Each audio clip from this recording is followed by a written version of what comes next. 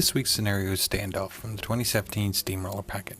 This scenario does have the Killbox Artifice in effect and consists of 2 circular zones which can be controlled by warrior units, warcasters, and warlocks for 1 CP, 2 rectangular zones which can be controlled by warjacks, warbeast, battle engines, warcasters, and warlocks for 1 CP, and 2 objectives, each can be destroyed for 1 CP for the opposing player. Victory conditions consist of earning 5 more control points than your opponent or caster assassination. Hello, this is Iron Lich W, and this week I decided to bring Sturgis the Corrupted, also known as Sturgis 2, inside the Infernal Machines theme list. So I use a lot of the same infantry that I have on previous lists, except this time, instead of Bile Thralls, I want to bring Mechanithralls with Brute Thralls and a Necrosurgeon, which I don't normally bring to try and play out the attrition game. So that way, if my opponent starts killing my stuff early and often, I will have a chance, to come on strong in the late game. I am sure to keep my extra Mechanithrall models standing by in case I use them. So deploying, I decide that I can deploy pretty standard, which is having High Reclaimer in the middle, the Hierophant right next to him, a Jack on either side, and the Choir behind them, and then placing 1 unit of the Exemplar on either side. I find that this allows me to keep them within that 10-inch bubble, as well as kind of get fanned out when need be. But in this game, with all of his Incorporeal in the middle, it's very clear that that's where they need to be. I decide to put the Cleansers down at the bottom, going up against his Cavalry, and I put the Idrians up top, praying the Carrion Thralls. Not really knowing what they do, I decided to have a more mobile unit up top to go up against them. Cryx turn 1. So in the customary Cryx tradition, I'm pretty much going to run everything in turn 1. The Wraith Engine is going to go run to the right zone. Being wary of the Exemplar units on my opponent's side since they have magical weapons. And then I'm going to run up everything else. I have brought a Corruptor this particular game just because I don't know anything about him. He runs a Sturgis though. So Sturgis is going to advance, use Occultation on himself, and kind of sit there. And then I'm going to run the Soulhunters into the left zone and use their threat to kind of dictate where my opponent's going to put his models. I run the Carrion Thralls not as far as I would normally because they have prey on them, and I want to take out a few of my opponent's prey unit before they actually get a chance to work on the Carrion Thralls. And then instead of ambushing my Mechanithralls, I actually started them on the field because I take advantage of the shield guard. So looking at this turn, I allocate, and I see that he has the 2 cavalry models up front, and I'm wondering if I could get the Cleansers close enough to get their mini feet spray on them. But I'm concerned with only taking 2 models off the table, potentially. I also didn't realize their Soul Mechanic would shut down mine. So in this moment, I'm trying to decide what's the best thing to do. And what I end up with is trying to keep them close to High Reclaimer, thinking that anything that dies, I'll get its soul. I think the better choice here would have been to actually send them in and fan them out much wider, allowing them to avoid that rough terrain, which you'll see here they kind of get bunched up around, as well as kind of extend their threat range. Too many of them end up way too far behind. Next, I move the Exemplar. I just kind of move them up around the terrain, not wanting to get too many jammed up there. I want a few to be up front. As you can see, I move that one kind of in the middle of the Cleansers. I see them getting charged, and I'm kind of hoping he takes one off and procs Battle Driven so I can just easily move through that next turn. But those I definitely keep within 10 always. It's just good habit. The Idrians move up, just kind of get in position, ready for next turn. Nothing's really threatening them yet, but I kind of want to get them into that zone and get ready to take on the Carrion Thralls. The other unit of Knights, I just kind of start moving through. Now these two pieces of rough terrain really are constricting me here, so I have really no choice but to throw them in. The Jacks do what they do, move up, stand right base to base in front of High Reclaimer so he doesn't get any silly assassination done. Hierophant does his Harmonious and stands. And then High Reclaimer decides to throw up, I decide to throw up the Hand of Fate down on the Cleansers first, thinking that they're going to get a really big turn next turn. And then I start placing Clouds to finish up my turn. Now, I'm trying to decide whether or not to place Clouds on the other side. I, in the end, decide that blocking off charge lanes to the Knights was much more important. Those Cavalry go real far, and my Knights are going to be really crucial later in the game, so I want to make sure they stay safe. Choir just move up, and Mechanic runs. Cryx turn 2. So, as I'm watching how my opponent kind of unpacks his army, taking note of what I'll be able to do in my next turn. Right off the bat, I know I want to take away as many of those Temple Flameguard as I can. But I check the ranges between two of them. If my Corruptor can hit with using the burster round, he'd be able to take out at least three of them, which would be a good start. Because with the spell they have on them, I don't remember what it is off the top of my head, Hand of Fate, they will start doing some damage to my stuff. So, start off with the Corruptor. Corruptor is pretty much in range of what he needs to do. So he goes ahead and hits 4 guys and removes 4 guys. I'm like, that's a good start. So I need to take out a few more of the unit in order to get more than half, which is kind of my rule of thumb. If it's got Vengeance, Battle Driven, or a nasty spell on them, take more than half. That way you kind of really dampen the effect that they're going to do on the next turn. So, run my Machine Wraith up and Wraith Engine to kind of just outside or just inside threat range of one of his magical weapons. Then move up my entire army. Move the Carrion Thralls. I put a couple of them in base to base with the Wraith Engine just in case my opponent tries to use Acid to Ashes to kill my Machine Wraith.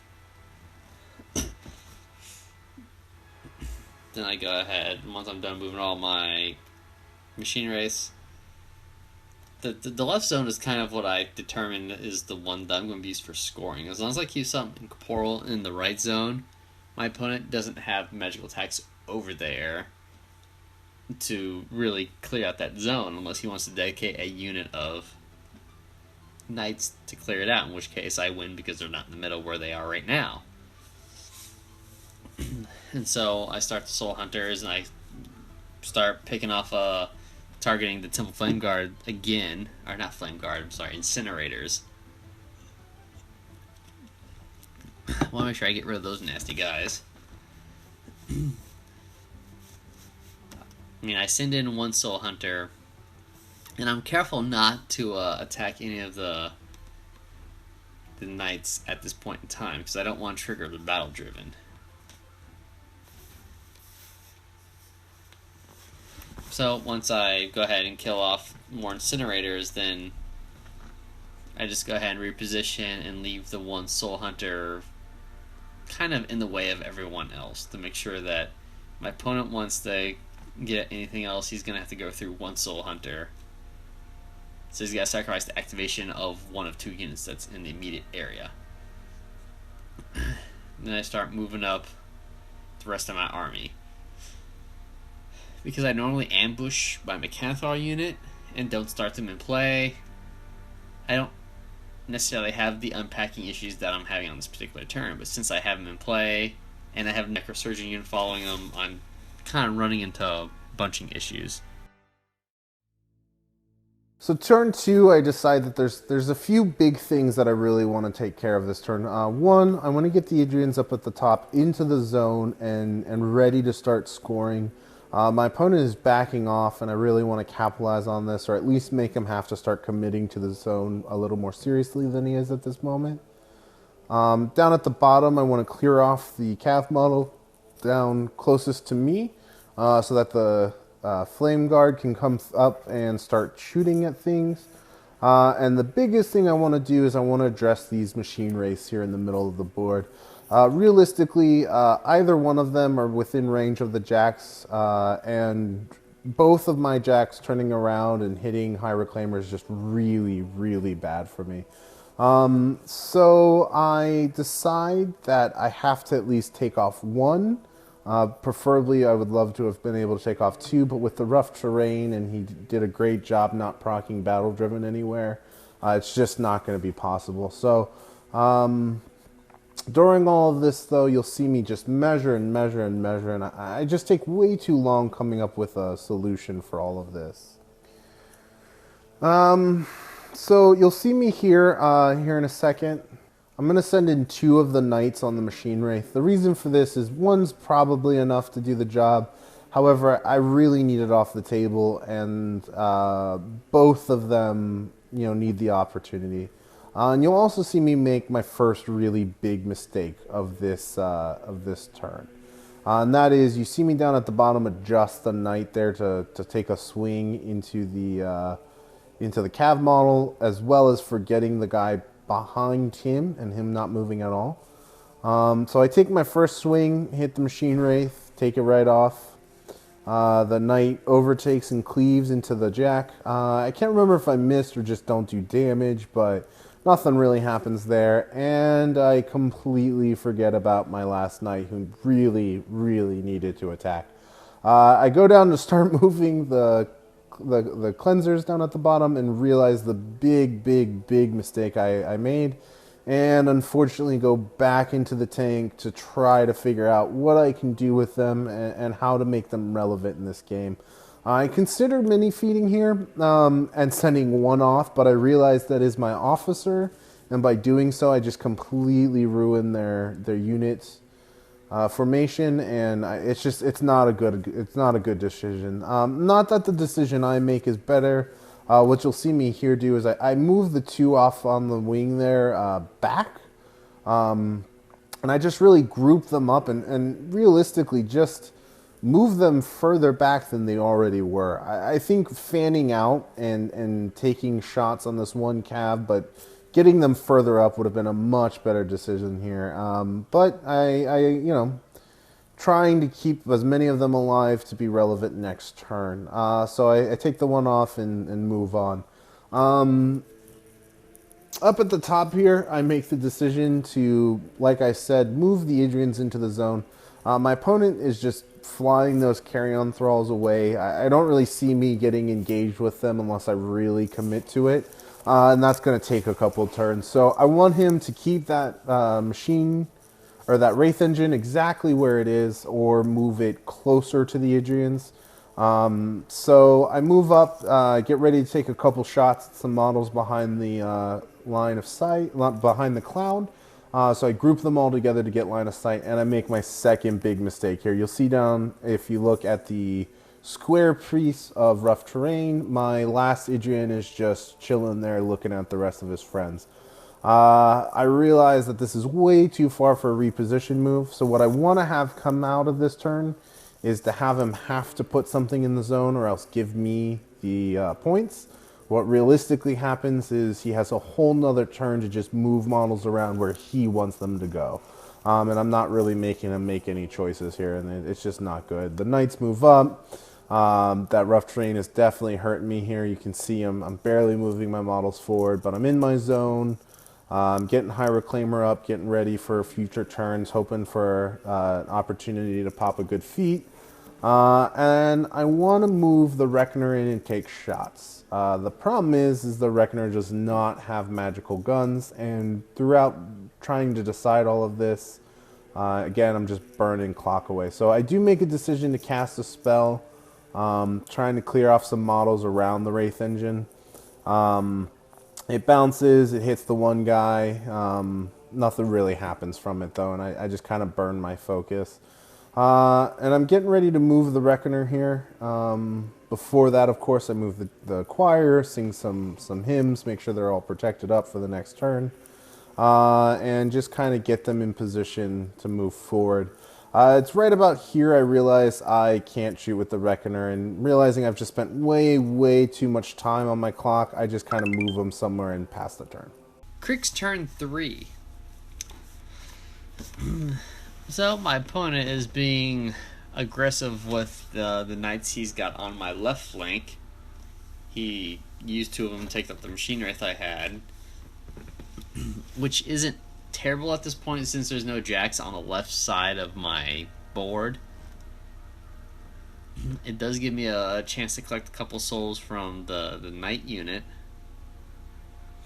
but more importantly is it left my opponent with only 1 model contesting the left zone.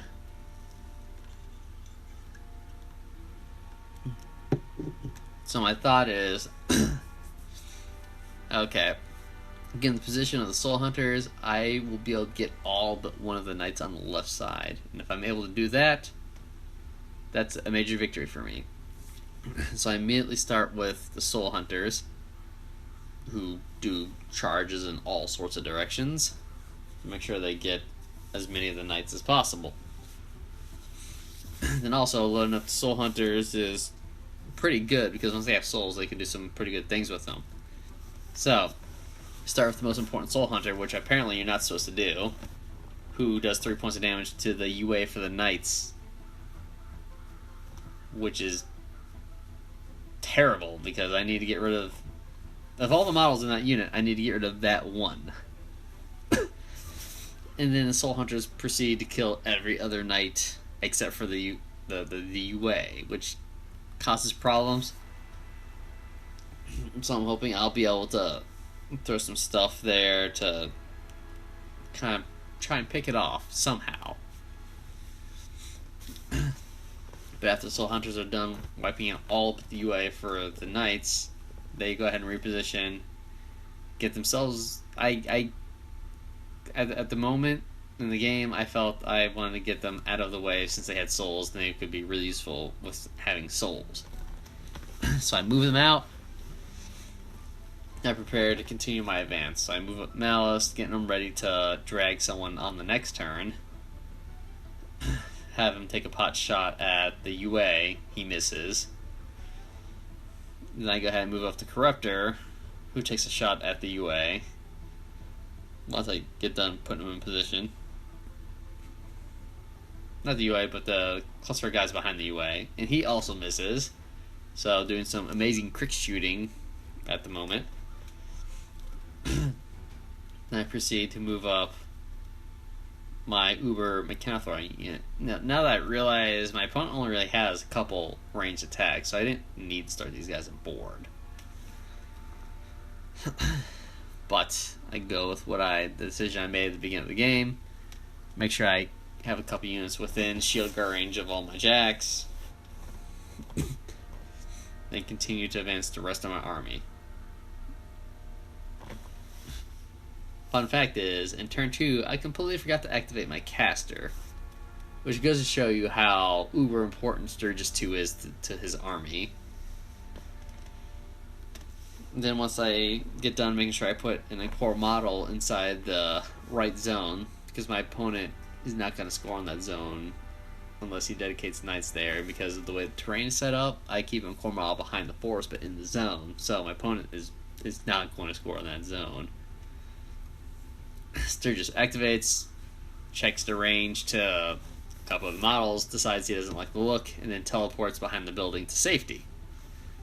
So once I check the range of some of my opponent's knights on my right flank to my Machine Wraith, I adjust my Machine Wraith slightly to try and get out of range of a couple of them. Then I go ahead and sacrifice a couple of the Carrion Thralls. I run one up there just to contest my opponent's zone.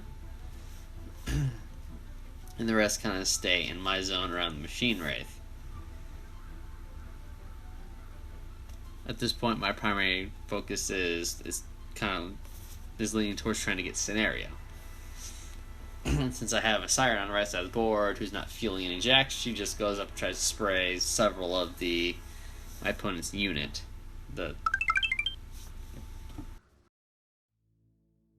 So turn 3. After the mistakes I made the previous turn, you can see me over there just fidgeting around and trying to figure out how I can bring this back until my opponent makes the decision to move his caster up behind his warjacks. It's right then that I realize that I have an opportunity that he's probably not going to give me again, and I need to take it. This game is going to start going downhill fast. I mean, he's just clearing off my models.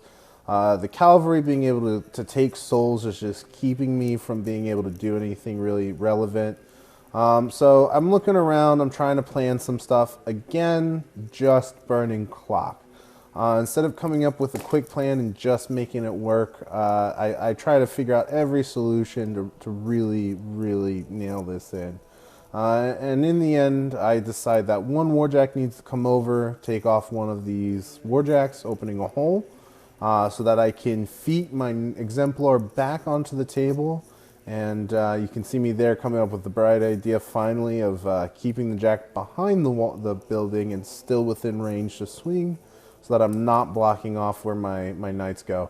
But again, all of this just takes so much time to do it, and I finally start moving some stuff. So you'll see me, I drop Hand of Fate off of the cleansers.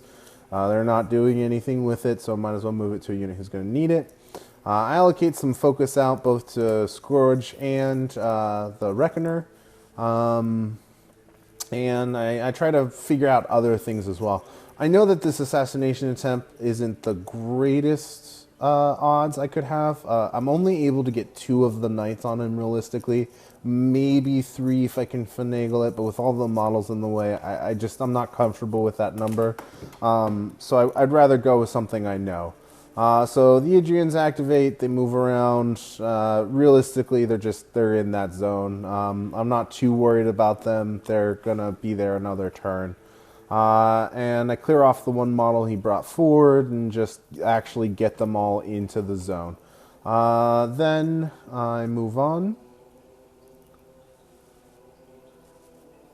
Taking some shots at some things and just repositioning them further into that zone. Getting ready to move past the forest and really try to take things off in their back. Next thing I do is move the choir. Before I touch anything else, I want to make sure that I don't forget to battle, and I also move my mechanic up just so that it's in a better position in case I need to use him next turn.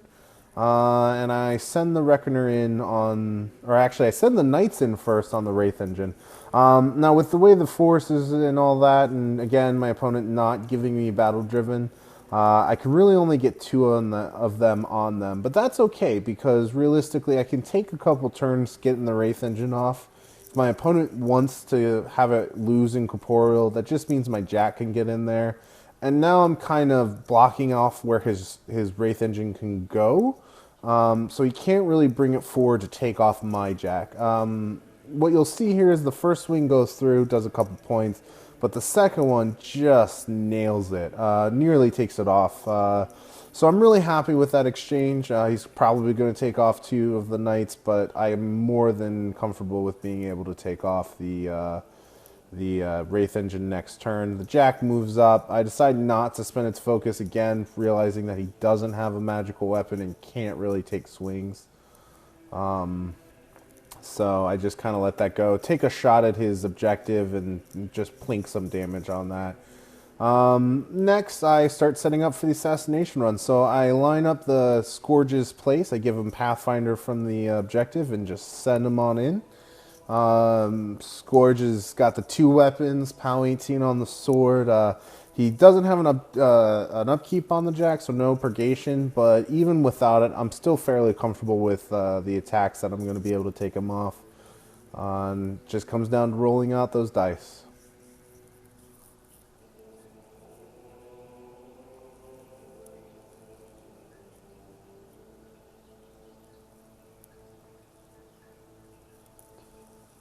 Again, everything I'm doing is just taking way too long. You can see that my seconds have popped up on my clock, and I'm really, really behind on the clock.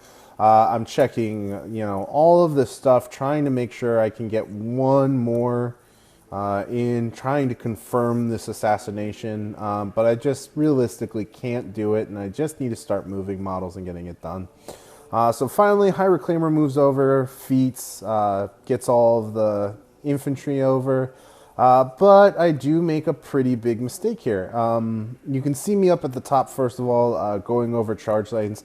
Especially with something like this, I just really like to go over it all. It's so close to being in his front, being able to get a free strike from that jack, which completely ruins everything.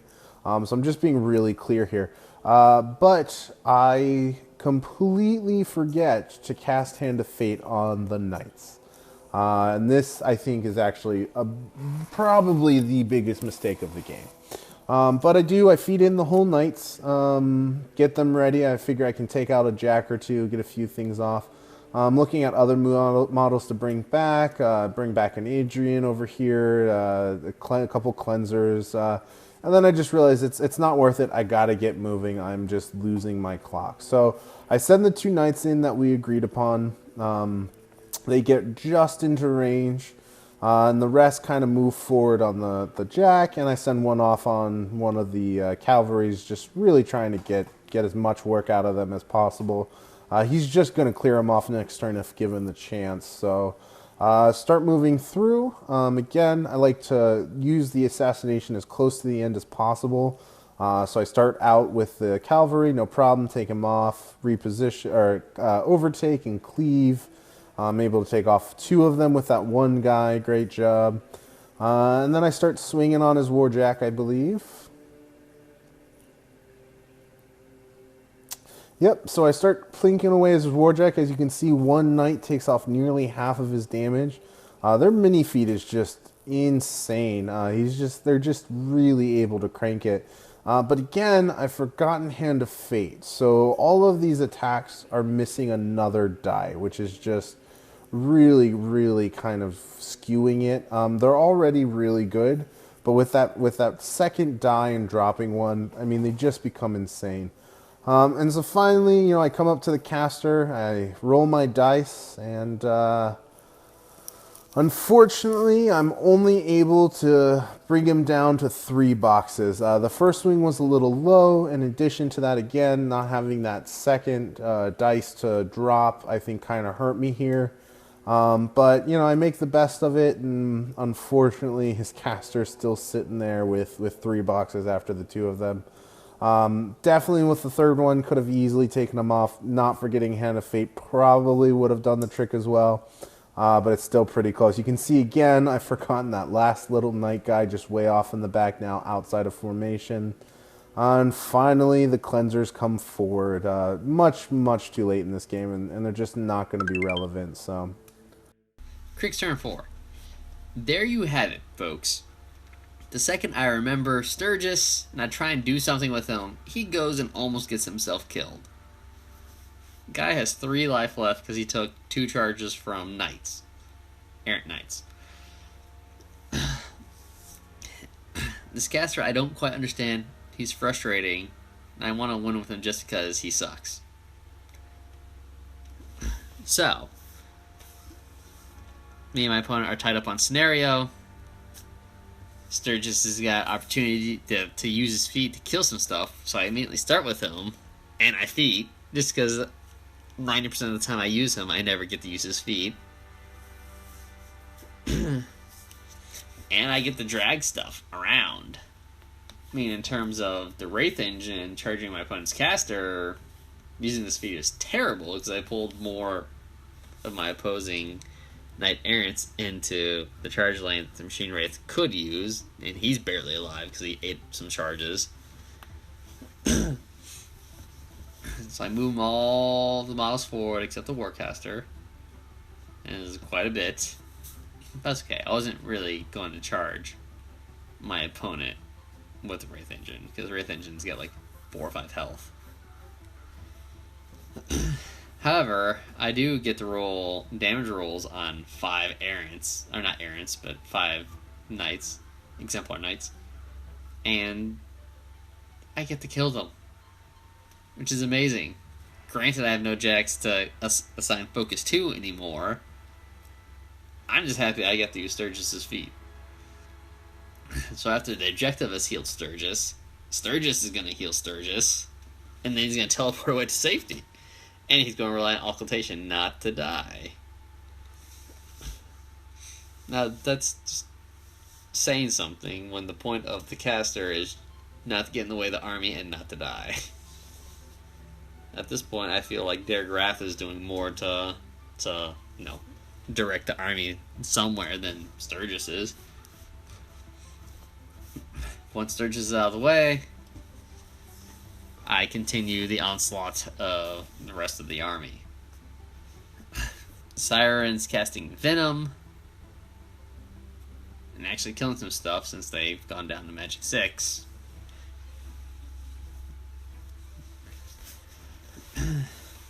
But the real prize here is probably the Soul Hunters, since they have done the greatest heavy lifting throughout the game for my army.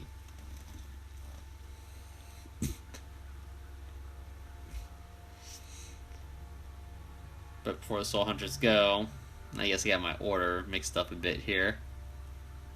I got the Supreme Mechanithrall unit going. So, Brute Thrall charges my opponent's heavy, the Templar. And then at this point, given where my caster is, who's toe in the zone, my objective is to put literally everybody in my army in front of my caster, closer to another body that's not my caster, in case my opponent somehow gets off a magical Ashes to Ashes.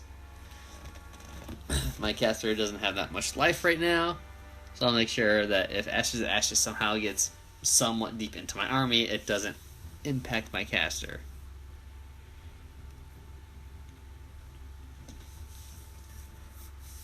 I mean, the Mechanithrall Mask that does kill a few things, but misses the Templar. At this point, I'm just trying to clear out as much from my caster. Not necessarily concentrating on what's in what zone. It's just making sure that I'm providing as much cover for Sturgis as possible. And then once all the Mechanithrall mass is done, activate the Soul Hunters, who use... Well, the leader uses his first soul to go incorporeal, and then the second surviving Soul Hunter just attacks the rest of the incinerators nearby. So, I mean, the Soul Hunter is still attacking the Templar just because I'm trying to get lucky and knock out a weapon in case my opponent has some devious plans cooking up for me. And then the second Soul Hunter just finishes clearing out the zone.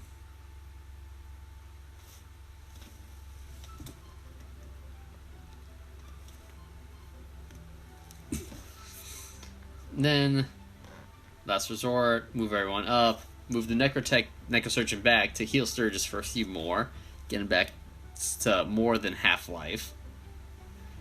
And then move the Carrion Thralls to do what they do best, which is just jam and be annoying and be models that have to be removed in order to advance. Then the final piece is just to move Darragh Wrathe once the Carrion Thralls are through. Fill up gaps, fill up holes, get in the way. That's the Carrion Thralls motto. Make sure my opponent can't score in the second zone, then use Darragh Wrathe to move up and help protect my caster of Mortal Fear. So turn 4. At this point, honestly, on my clock, I don't have any time left. But the problem is I haven't looked at my clock, so I don't realize that. So instead of just moving models, taking a quick turn, trying to pass it over and make something of this game, I just try to figure out what I'm going to do. The Knights will go here, the Idrians will go there. I'm asking questions and all that. But realistically, there's just no point to it. I really need to be moving things and trying to contest. try to find a way to have him burn his clock, but you can see me here just kind of fiddling around with things. And it's right about here I realize I'm out of time. So, good game. So, afterthoughts for Menoth. Realistically, there are two big things. I mean, I had several mistakes throughout the game, but really the big things is I think deploying a little bit differently, having the cleansers go up against the Carrion Thralls and having the Idrians down at the bottom might have been a better choice, but realistically, they just didn't do anything, so I'm not so sure about that. But the biggest thing of all is just clock awareness. I needed to just make decisions and not just stand around and do nothing. But other than that, it was a great game, and look forward to the next one.